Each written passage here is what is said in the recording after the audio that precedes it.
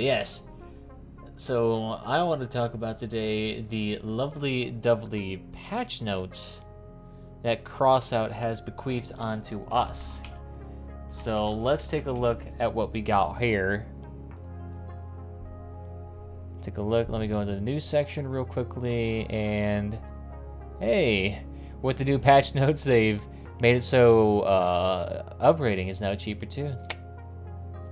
I love patch notes. Yeah, I love just patch notes that are balancing changes. Balancing is always a good thing. You can never really go wrong with it unless you like go extremely overboard, but that's rarely the case. So let's shunk right over here and let's take a gander at the patch notes. And it's also going to be like a tertiary video too that we can watch with tree burgers, but let's take a look here. So rare parts, autocannons, the Rapier. The projectile speed is reduced by 7%, which it's alright for the most part. I mean, I never really noticed that the projectiles were particularly fast on the Rapier, and why they felt the need to reduce it by 7%, such a minuscule amount, is beyond me, but I guess that means the Rapier will be a little bit harder to hit at distances. Porcupines and Breaker nerf, hey, I can always take that. The Defenders, the minimum spread in motion, while standing, increased by 10. So basically the Defender is just a little bit less accurate, which, I mean, considering how accurate the Defender is to begin with, that's not really too much of an issue.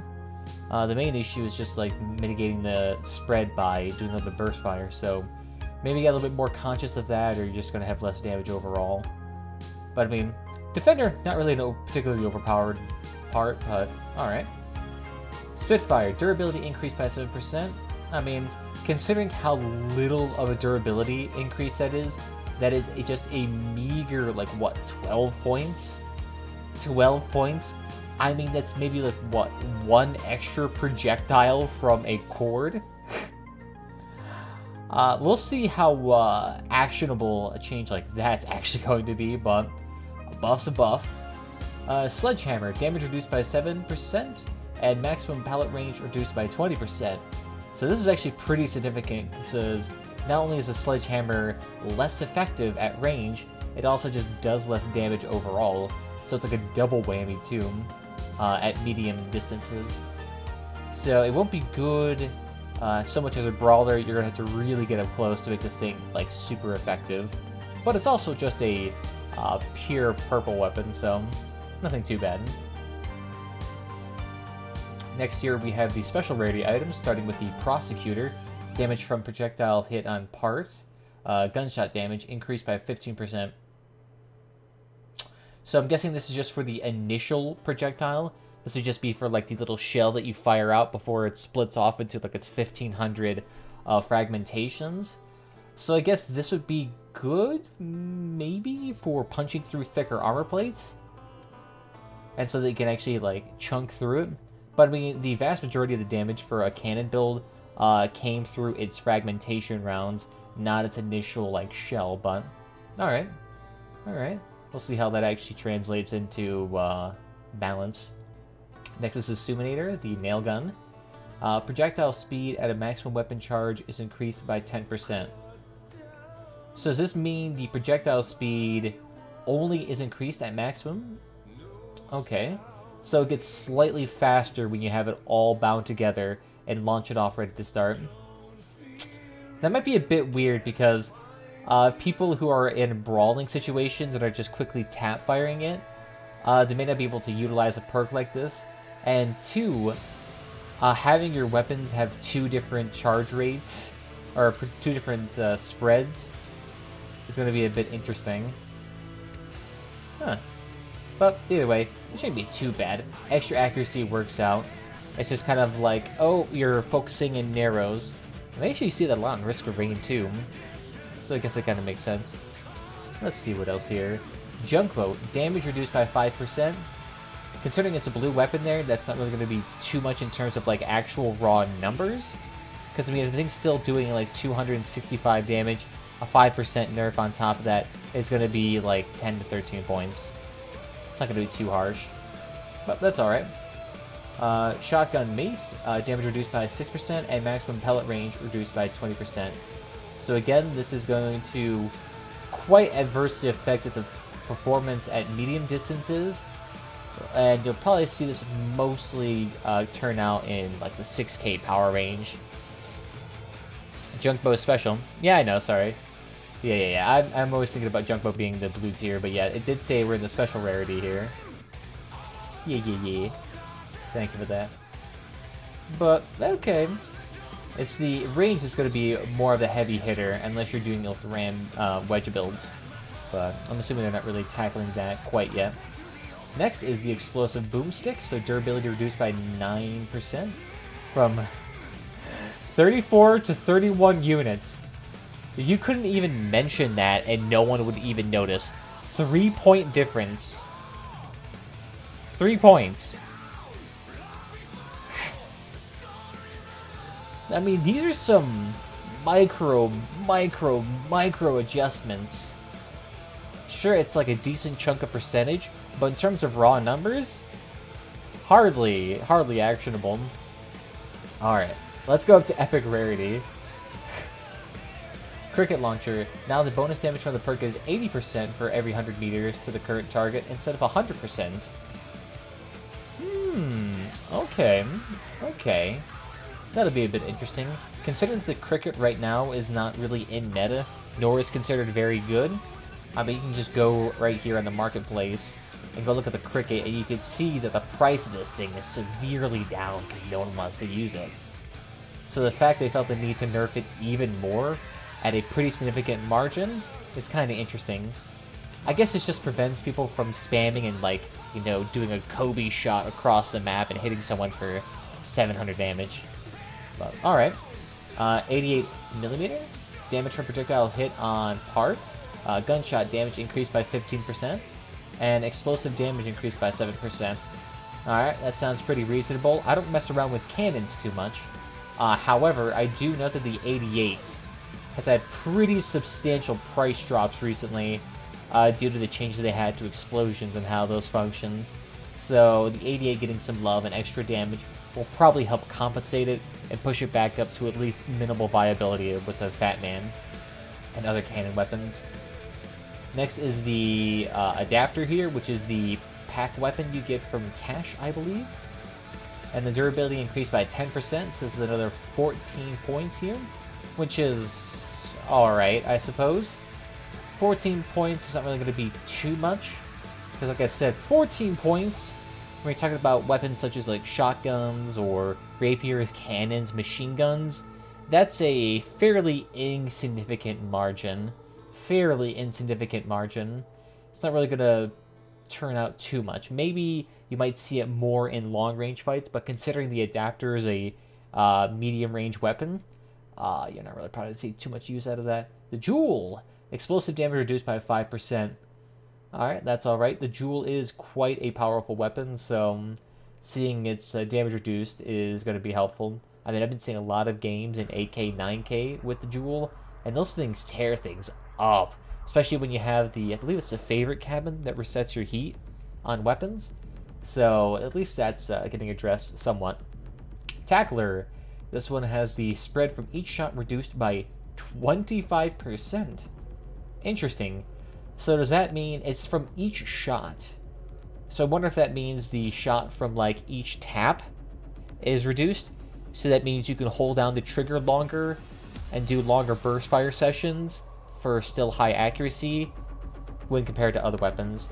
So instead of like doing like click, click, click, click, click, click, click, click, click, to get accurate, you can do like click, click, click, click, allowing you to just keep firing for like an extra half second longer, which, I mean, alright. That's a good thing.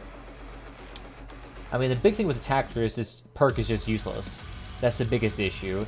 So unless they change that, the Tackler is still going to be worthless. I mean, let me take a look at that Tackler price. Is it still like 150 bucks? Okay, it's 230, so it's doing a little bit better, but as you can see, there are more people offloading this weapon than purchasing this weapon, so we'll see about that. Next one, the Spectre Ii. The perk bonus now lasts 3 seconds instead of 2 seconds before the change.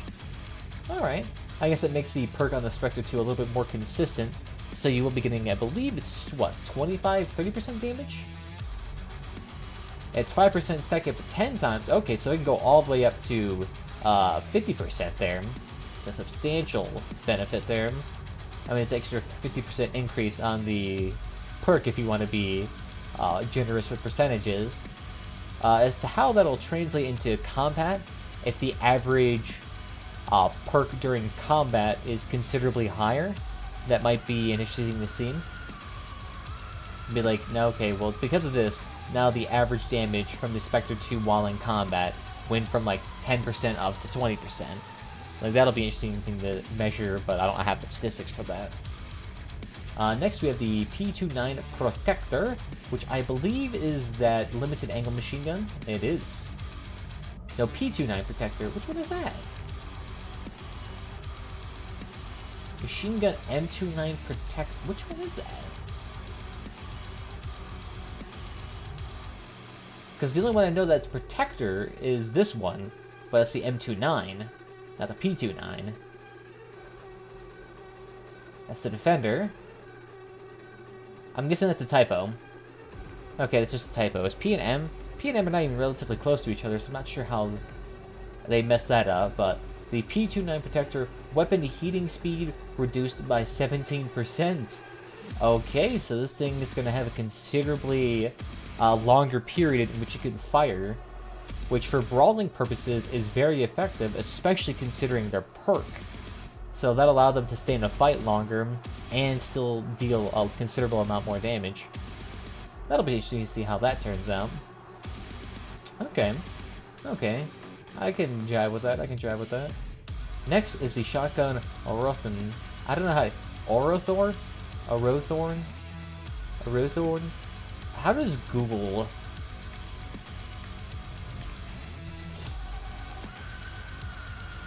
It's a pufferfish. Okay. Pronunciation.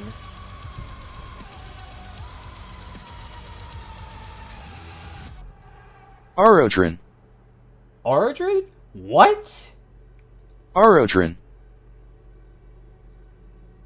What?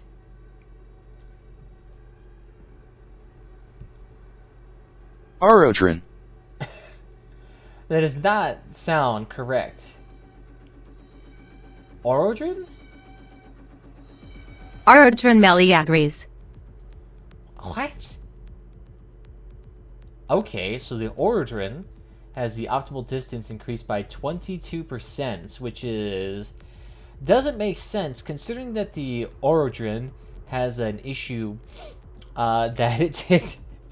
I mean, if you don't know about the Aurotrin, it's a really weird weapon in which the perk for it... Let me see if I can show you. It says the projectile explodes after several meters and turns into pellets, increasing the effective range, which you have to consider, though, that first initial projectile does much less damage than when the projectile explodes. So the distance in which this thing's effective is somewhere after the initial projectile, but not too far away so that the pellets dissipate too quickly. So it's a very difficult weapon to use effectively, which is why it's worth so little, because no one wants to use it. The perk on it's not terribly useful. It's basically a gimped version of a junk bow, or I guess a Fafnir in this case. And the Fafnir has a more useful perk. And so I'm not sure if this affects the pellets or the first initial shot. If this affects the first initial shot, this is a nerf. If it affects the pellets, it's a buff. And then maximum distance increased by 66%. Okay, that sounds like it's more specific towards the pellets then, so I'm guessing this 22% then is leaning towards the initial shot, which is not good. The maximum distance, these should only apply to the pellets. Because if it applies to anything else to the Aurothorin, that like initial bulk shot, that's going to be a substantial nerf. So hopefully it's not that, because otherwise this weapon that already sucks is just going to get worse. So we'll see how that turns out. Next is the Equalizer. Durability increased by 10%. Woohoo. Equalizer is still a gimped weapon, but alright. Shotgun Thunderbolt. Damage increased by 7%. And I believe the Thunderbolt fell out of meta. Okay, yeah, the Thunderbolt fell out of meta pretty substantially, because now it's super cheap and everyone's offloading it. So, yep. good that it's getting a little bit of a buff then, make it a little bit more viable. But at the same time, I always just hate encouraging shotgun wedge builds. Oh, beautiful, the wedges are more powerful. Next is a Fafnir. Spread when shooting in motion and while standing increased by 15%.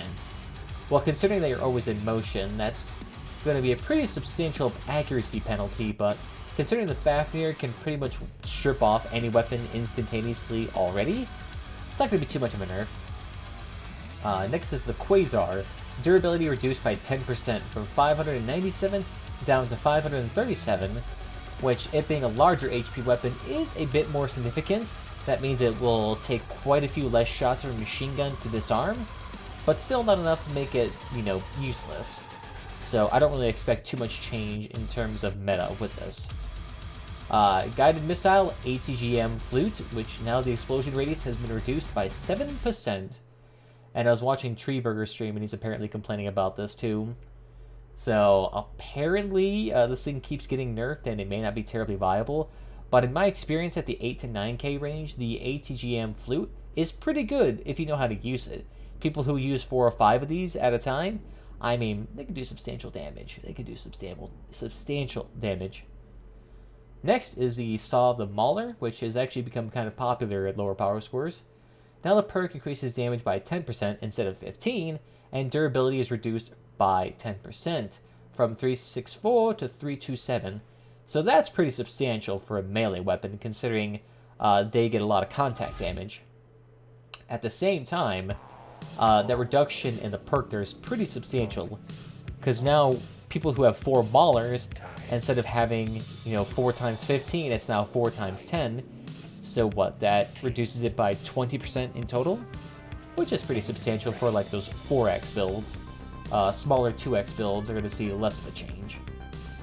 Next is the Saw Lacerator. Damage increased by 10%. Lacerator, is that the blue variety? Or, because I thought that was a different one. I thought that was called the Buzzsaw. So which one is that called? Is this one? The Lacerator. Okay. Okay. I mean, the main thing with the Lacerator is that it was more durable. So you may see more combinations of like 2 Maulers plus a Lacerator to compensate for each other's weaknesses, but we'll see here. Durability reduced by 10% for the Lancelot, which, alright, again, it's a very small change in overall structure for this. So I'm not really sure it's going to be, completely, I don't even say palpable. Like, it's going to be a very minor difference. Downloaded Farming Simulator 19, it's a farming game. Yes, I can imagine from that name alone. Haven't really tried those yet, especially considering they're released every year. It's just kind of like, do I really want to pay for the Madden of farming simulators? Next, we're dealing with a legendary rarity. So next, we got the Tsunami. Explosive damage increased by 10%. Okay, nothing too bad. The Tsunami has kind of fallen out of meta. I think it's been replaced mostly by like these explosive weapons such as the Mandrake and the Porcupine and the Remedy. So let me take a look. What is the current price for a Typhoon? Or sorry, Tsunami. Oh! Ooh, boy! Wow. It's strange how cheap it is considering that there's more buy orders than sell orders. So the fact it's 1,400 coins, that's impressive. That's impressive. It's almost about as bad as a Toadfish. What's a Toadfish at right now? Oh, Toadfish is almost back down to that $1,000 range again. As soon as it gets down there to the $1,000 range, snatching up 5 of those. Snatching up 5 of those. But alright, okay. I guess that's good, especially in Clan Wars where Tsunami's probably being outclassed by Porcupines, Typhoons, and 17 other things. This will be useful. Next, the Autocannon Cyclone. Durability increased by 10% from 486 to 535. Okay, so that's pretty substantial. And considering how absolutely gargantuan a Cyclone is, that actually might be pretty substantial. Because you have to remember, this thing is ungodly huge. I mean, look at it. It's a 4x4 cube just to mount it. Its actual hitbox is probably like a 7x7. I mean, these things, you have to build substantial room from them. and they're super vulnerable to things like machine guns and cannon fire, so it's good that's helping out. Next, we have the Reaper Minigun. Now, after releasing the fire key, the spinning barrel stops twice as slowly. Alright, so that's pretty good. That means you're able to do more of like stop, go, firing styles, so when you go behind cover, you don't waste ammunition, or when you're, running away or trying to get away, you have more finite control over how many rounds you spit out and the speed at which you do it, so it just makes it so you can brawl a little bit more effectively. That's alright. I mean, considering the Reaper minigun really hasn't been too meta for a long time, that could be good. That could be good. Let me take a look. What is its price now? Okay, yeah. I mean, the price for it is still quite healthy, so clearly people are still willing to buy it, either because it's good in meta, or because it's just fun to play with, so that's good to see. So I guess it's just going to be a little bit more tacked onto that. Hey, what's up, Doggo Gaming? How you doing? Next, we have the Flamethrower Director. So we have the damage increased by 5%, as well as the part heating speed increased by 50%. So this is a significant increase, because increased heating means that it'll be able to chew through armor parts like crazy now, and be able to get up to that extra 100% damage perk with the Flame add-on. So this could actually be much better for dealing damage to large cards that have flaking off armor parts. So I could see that being a substantial buff for Draco. Considering that thing has been outclassed by the Remedy and Firebug for ages, it's good it's getting a little bit of love here. But I don't think it's having too much issue here. It's clearly still very, very, very popular. Although weird, double the sell orders from buy orders, yet it's still in the 2,000 range. Curious.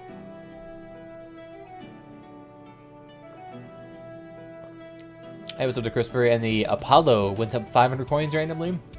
My guess is someone bought a few of them and is just jacking up the price, or no one's crafting them right now. I mean, you can see that, especially if you're on console. You're probably much more susceptible to things like market manipulation.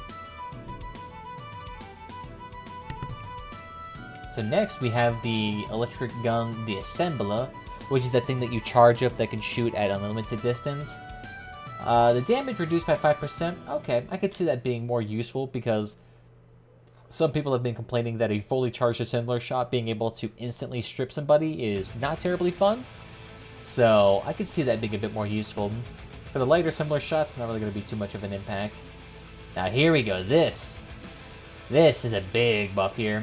The maximum bonus damage from the perk increased from 50% to 60%.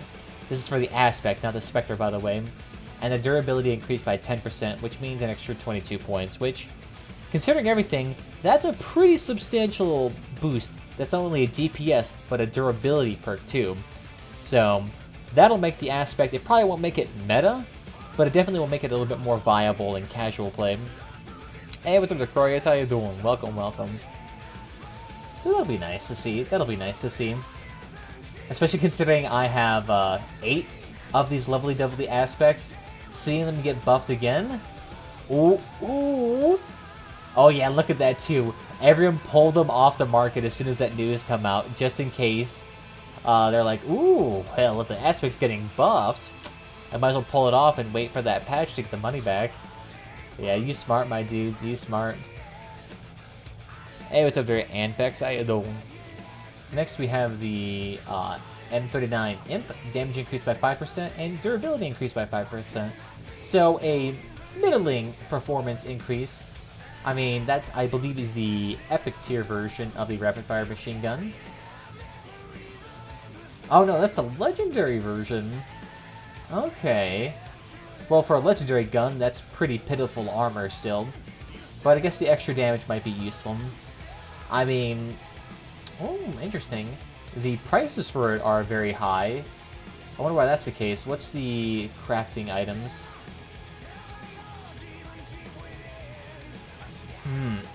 There it is. That's why. It's because of the Colossus.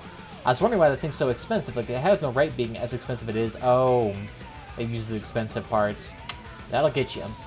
Yeah, considering the low buy orders and sell orders on this, there still isn't very much movement in this market.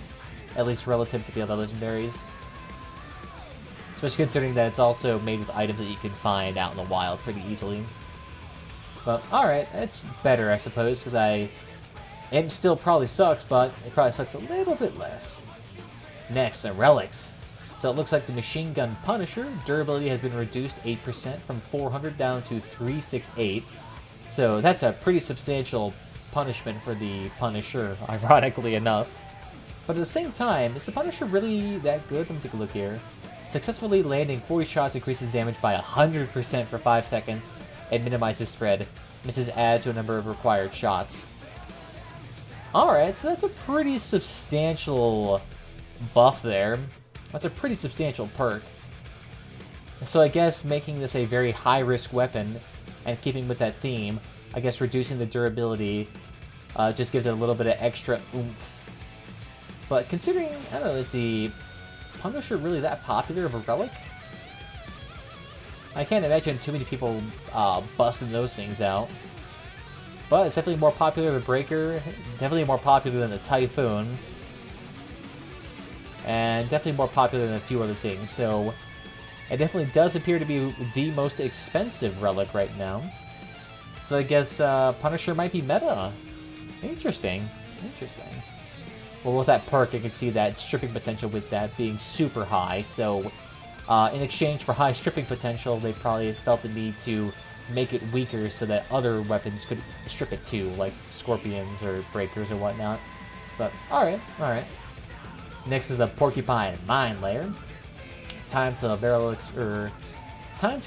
explosion reduced by 25%. Oh, okay, so that just means there's going to be less barrels out in the map at a given moment.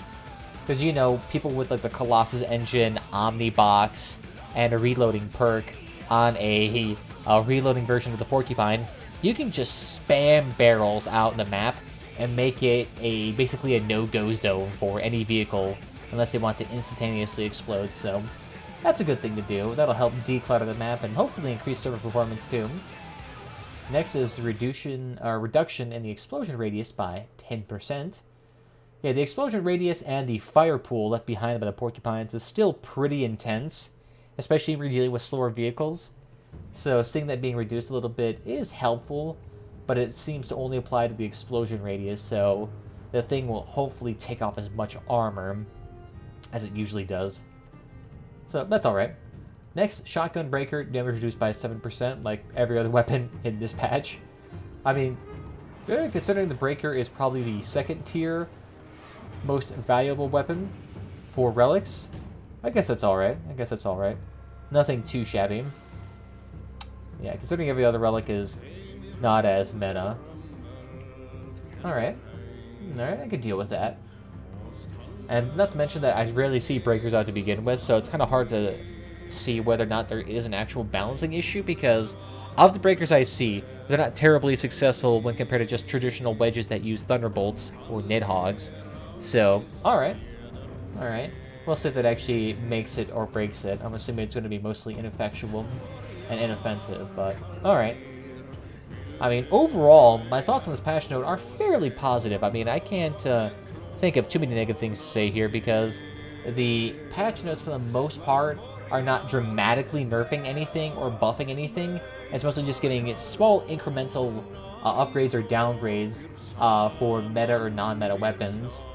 And some of them, like the Aspect, actually can bring back some of the viability. Like the Imp and the Aspect changes will probably make them a bit more viable, and the reduction to the Porcupine is always appreciated, because those things right now are a bit too popular, especially in things like PvE circumstances, out of all things. Things are chewing up points. But then you also have just like really questionable choices, like the one they have with the... how do you pronounce that again? How to pronounce... Wow, I misspoke how as well. Aerodrin. So the Aerodrin, that balancing there was a bit unusual, so we'll see how that actually turns out in the end. But we'll see. Good thing on the 88 too, but what do you guys think about this? Is this good? Yes, no? Let me know down below. Yes. No, the Orodrin, that's not the, that's what this thing's called. The... Here, I guess I'll show you it. This weapon right here is called the Orodrin. That's the word. I mean, it's based off a fish. I'm not the one that's how it's pronounced, apparently. Orodrin, even though it's like Orothorn. Orothron or something like that, but Orodrin, apparently. Oh, those barrels. I hate them when my own team has them. You don't see the enemy anymore where you shoot with all the fire. That card line of the back barrels from our own team. Yeah, it happens pretty often. Those things get wedged into my tires, so they basically lock up my back to your rear tires all the dang time. And it's obnoxious. I mean, you, like, bump over them, and it just jumps your car up into the air. It's obnoxious. So, seeing that get nerfed, it's good. It's good. But, yeah, that's good to see. Yeah, and hopefully that reduction in the barrel times out in the wild will hopefully prevent those instances of you going just sky high, too. So, that's kind of nice. That's kind of nice. I mean, for the most part, there's like no really too offensive balance changes here. So, good on them. Good on them. They didn't mess up this patch too bad. Still, though, the relics. The relics. Oh, my goodness.